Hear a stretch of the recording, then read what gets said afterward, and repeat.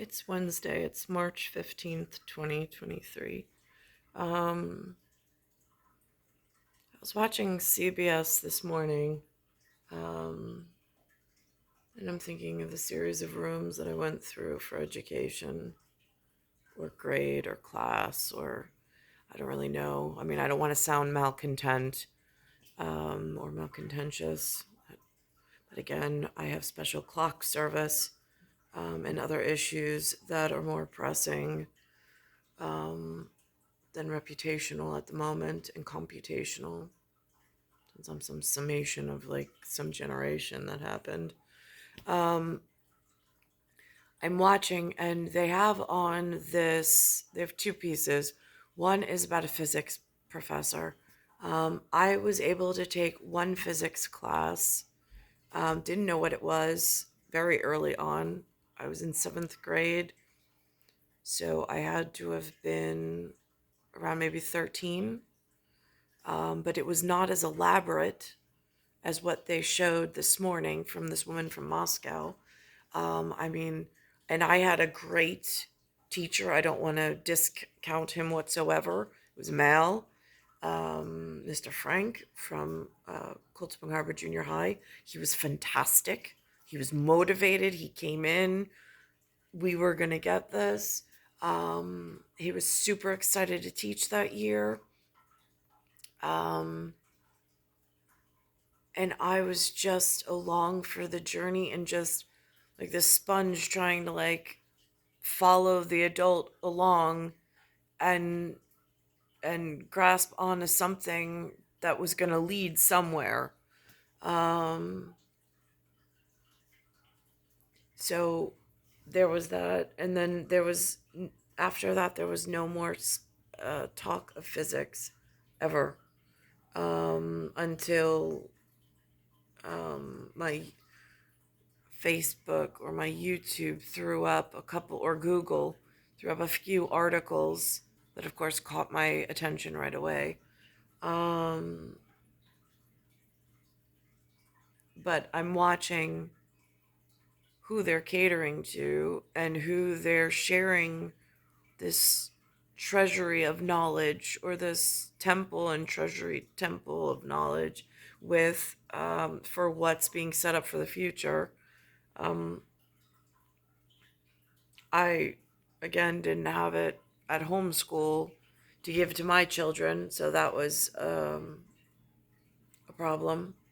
Just again, if management wants to know where some improvements could be had, not to come off as malcontent, but more as like a team player.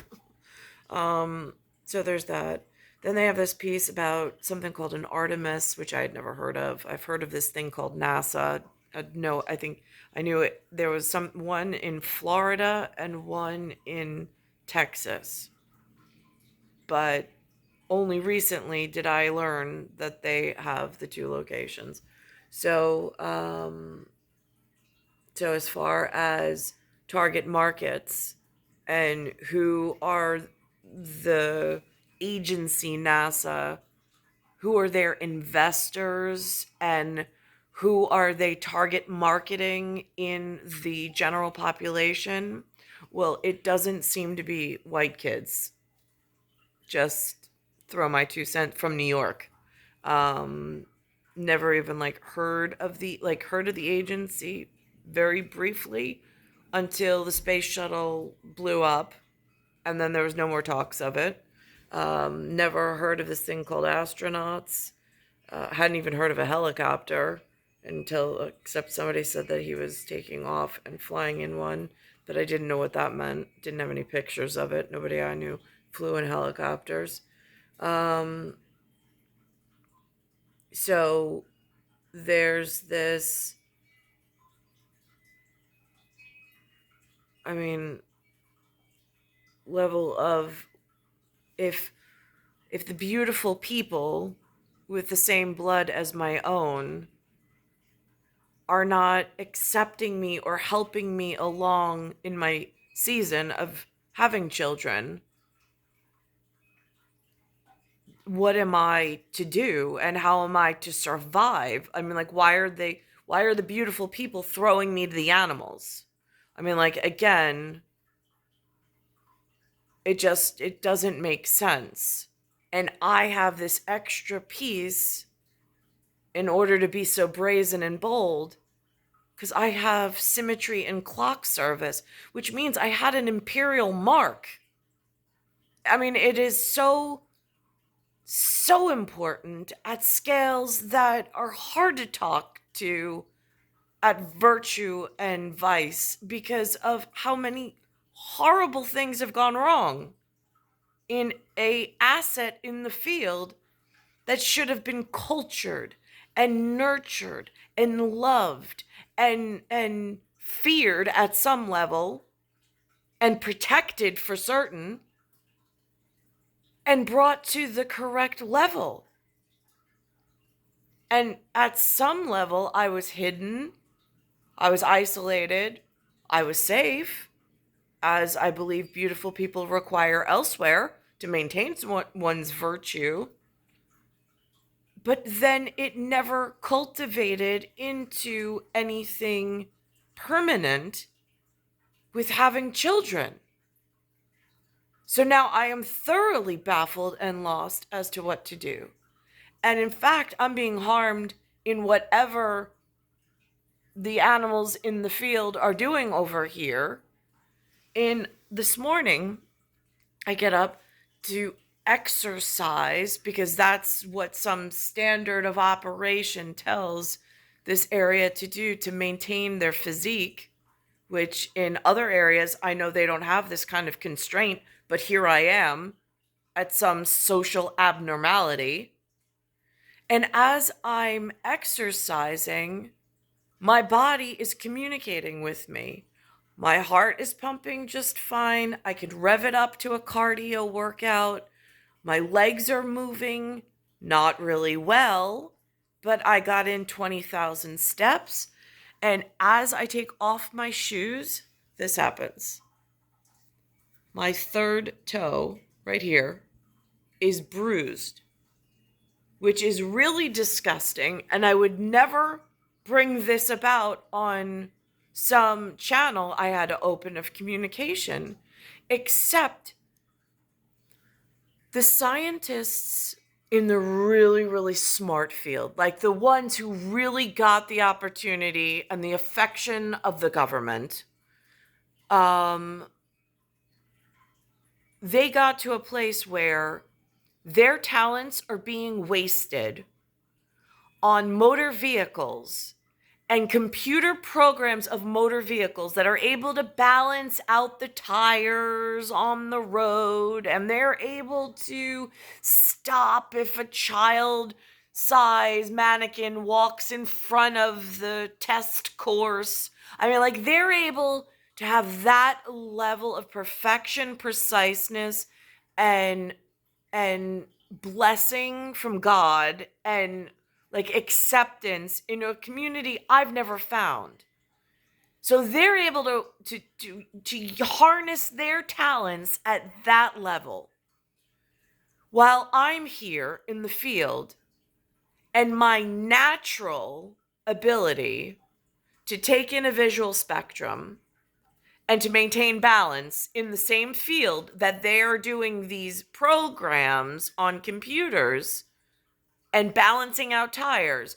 But yet when I walk, the aerospace around my body is so disingenuous and so derogatory and degrading for all of these other things that have taken some kind of priority that my precise timing, who has a extra piece that makes me extremely special in following, prioritizing, is unable to maintain balance in the natural setting while trying to make the most trivial of tasks of walking on earth.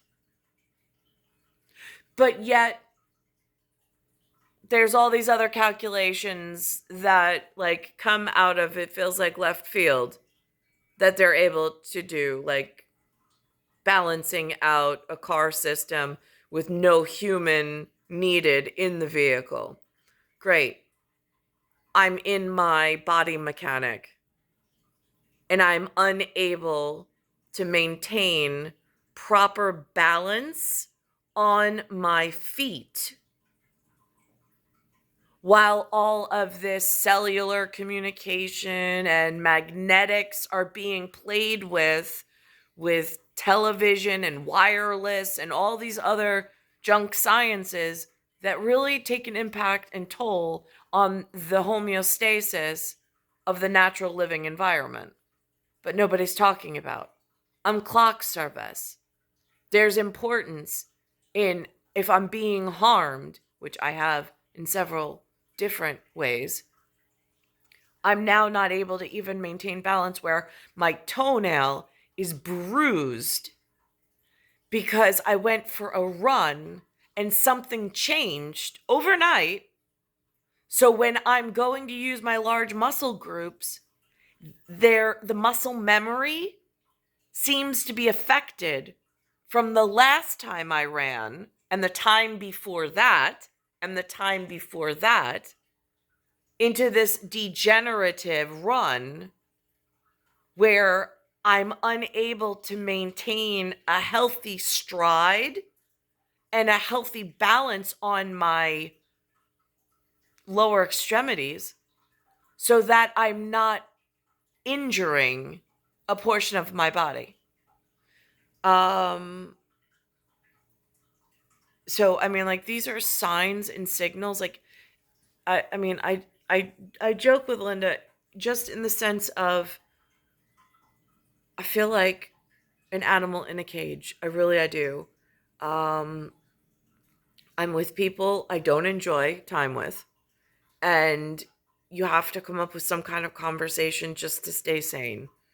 So she says to me, so she's doing cardio and she's working with Lou, and it's like her first day into it, and I'm really excited for her.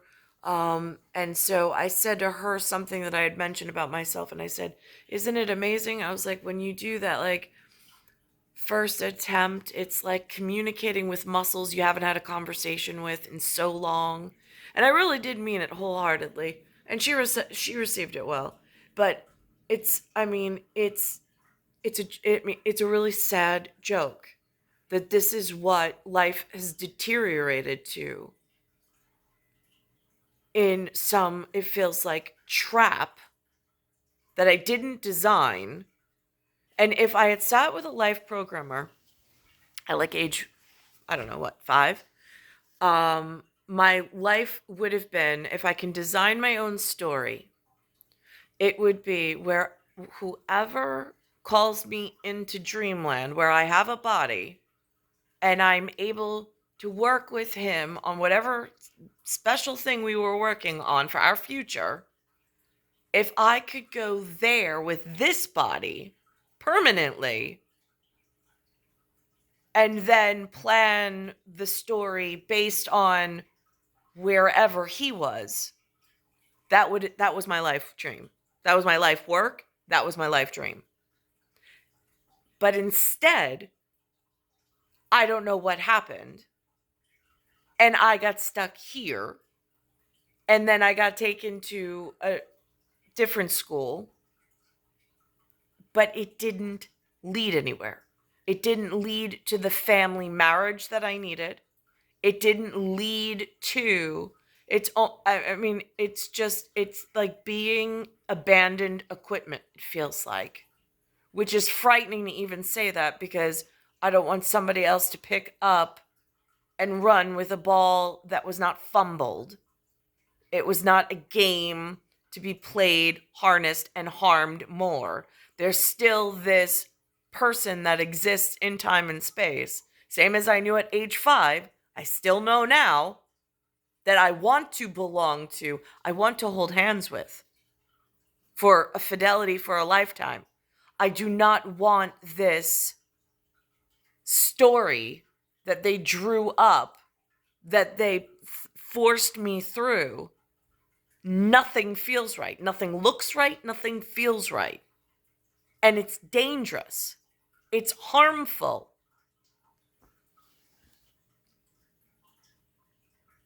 So, I mean, I don't. And then and then there's this, like, it feels like trying to have this conversation. I can very well explain myself to totally, perfectly normal, sane people, depending at what level of education they're at, about this medical issue. Where it becomes dangerous is depending on what their motives are.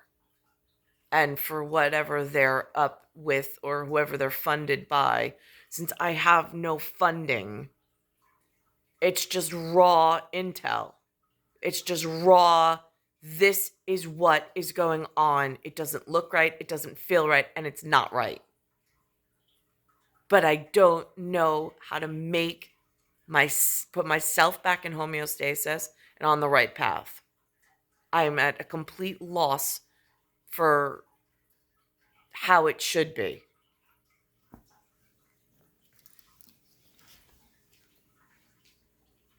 So this is what it looks like with this women in physics thing that they put on this morning, which, great, that helps for the future. But I'm looking at who they're sharing and blessing their gifts with. I mean, the most talented person from Moscow. And I'm watching her outreach. And I'm like, again, I don't see my kids benefiting. What is going on? Story about a professor with a creative approach to closing the gender gap in science. Women make up about half of the U.S. population, but earn only a quarter of bachelor's degrees in physics. For Women's History Month, our Jamie Wax traveled to Texas to meet someone who is working to change that by sharing the joy of science. It's cool. Ready, set, go! The way Dr. Tatiana Yerokimova sees it, I would have been so blessed and so proud to have my sons taught by a woman like this. For certain. Absolutely, without a doubt.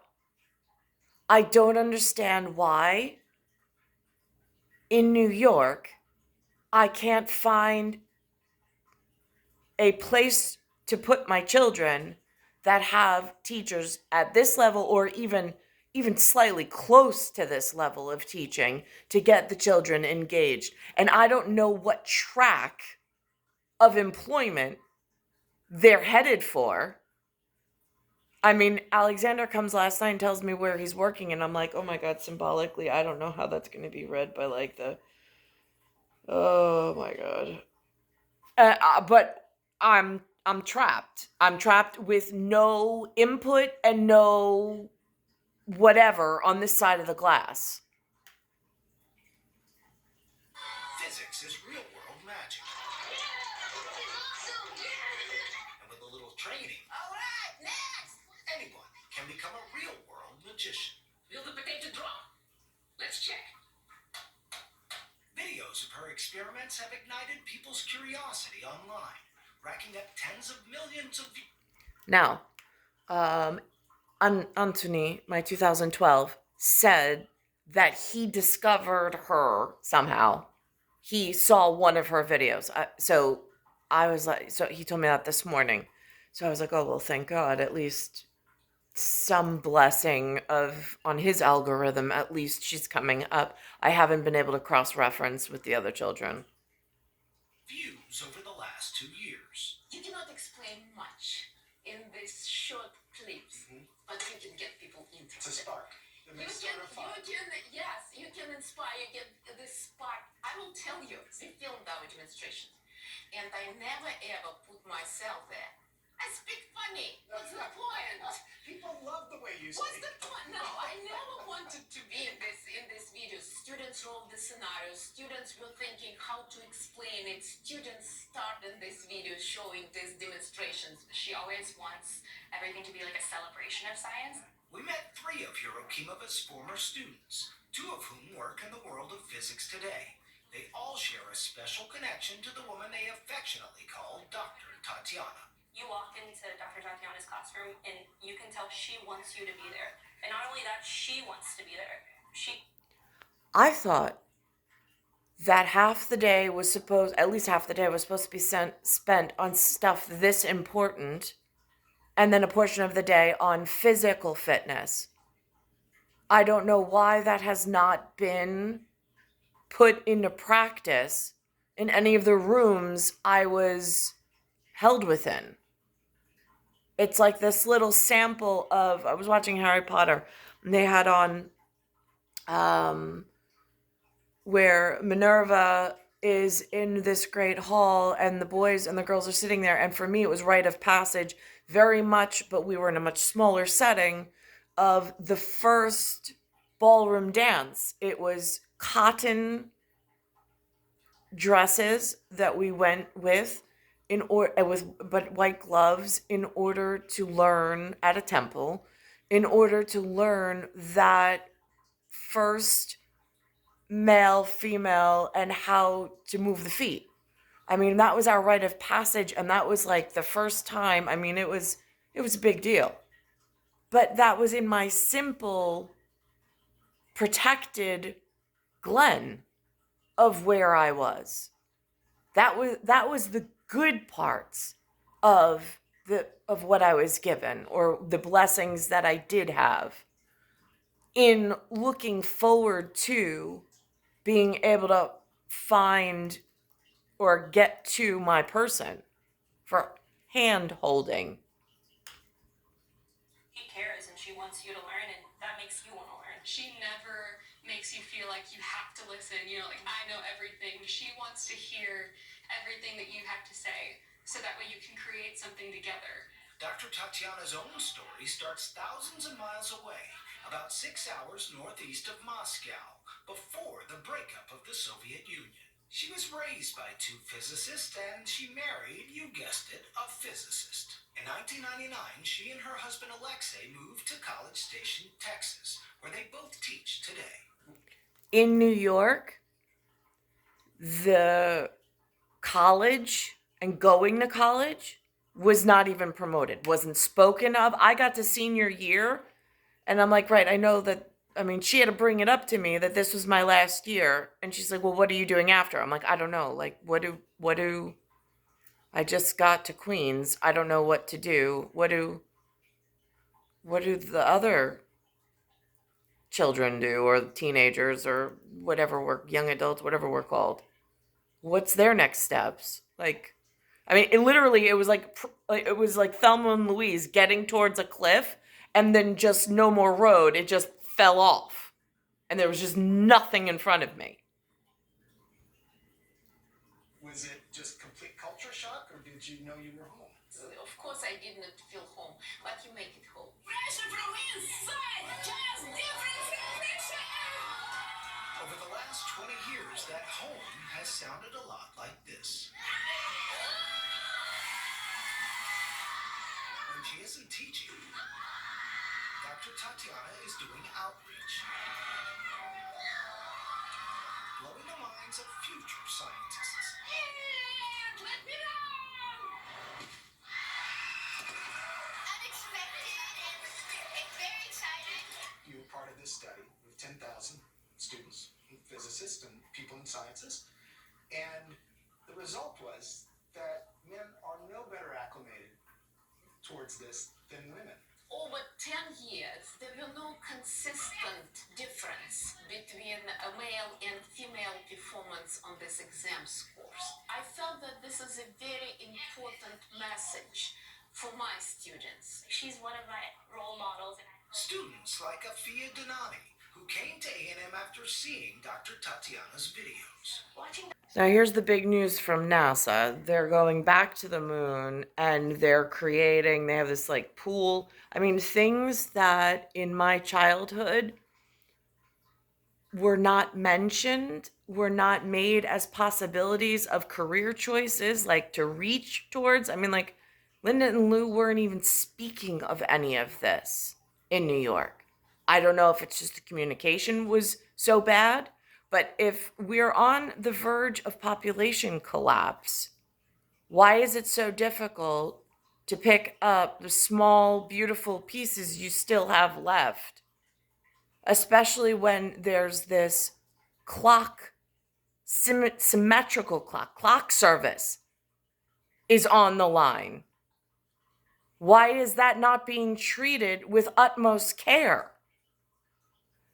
Besides gardening techniques, I mean, how was I ever in such isolation to meet the correct series of rooms? There had to be outside intervention. Why did it just get shut off? NASA plans to return to the moon, even though the mission's 2 years away. The space agency is ramping up preparations. And the Artemis 3 mission set for 2025, which will send the next man and first woman to the lunar surface. Well, today, NASA and Axiom Space, they are unveiling the design, the spacesuit that will be worn by these future moonwalkers. And first on CBS Mornings, Mark Strassman traveled to Houston to get a sneak peek of the new suit. Gotta be one of the most proud moments of my life, I guarantee you. Spacesuits. To go back to the moon, NASA's closet needed a refresh. And the most beautiful sight. In space, to dress for success is a matter of survival. How hard is this? Very. it is very, very challenging. The glove bladder is just kind of the inner layer. Russell Ralston works for Axiom Space. Last September, NASA hired the Houston Aerospace Company to build a new spacesuit for the first Artemis moon landing mission to the lunar South Pole. Again, I've watched this whole thing. I don't want to be disrespectful to whatever put it together, but as far as preparation and pipeline and the children that are here and what's going to be in the future, I'm really at a devastating loss for, I don't know what the hell happened. I don't. I mean, I know who I am. I know that I have a different kind of blood than the majority here. I just don't know. And I know I have this special clock piece. I just don't know how I was so forgotten about or neglected, and what that signals in even larger conversation. They had a conversation on this morning. I'm going to try and pull that up as well, in the way that they handle some of their thought process in a completely in almost the warhouse, and how they look for signaling of things through other signaling that's going on now. I mean, they're constantly watching signals in the field of what is to come, and like, where is this in and keeping an eye on things. So now it wasn't the warehouse, it was FAA, with this near in the airport, like these near collisions. And here's one of their executives saying, he's speaking of it like a fever, like a sign and a signal of something else that's going on that really needs to be looked into. Indications are the regional jet was cleared to move, but may have made a wrong turn crossing the runway United was about to take off on. Yeah, just make sure we did have flares across that runway, right? Affirmative too. The DCA incident is the 7th close call the NTSB is looking into so far this year. They did not cross the runway at the time, but it came close. Board Chair Jennifer Homendy. Does seem like every couple of weeks you guys are investigating another close call. Is that because you're looking closer at those incidents? There are more serious ones happening that we believe we need to investigate. As I look at them as like a fever in a human body, and that it's signaling that something is not right Former NTSB chair and CBS News transportation safety analyst Robert Sumwalt will be a moderator at today's FAA Safety Summit, bringing together players from across the nation's aviation system to better understand where the issues may be. You do start to wonder, how many close calls does a system get before an accident? I think these are very much precursor events that could be signaling that there's something more serious in the system. The close calls come as airlines and the FAA have ramped up hiring, and demand for travel has soared coming out of the pandemic. Some of this has to do with, of course, post-pandemic effects. Airline captain Laura Einsettler. We're now quickly hiring a lot of new people. So again, I've seen them in the field jump conclusions and use in order to compare and contrast things of the body and things. So again, it's not like mental. It's a way to come across and explain something. It's star 1978, star 8378, Nicole, Cattaruzza. It's Earth, solar system, Milky Way universe, galaxy is broken. And it's Bayside Station, Bayside, New York, 11361.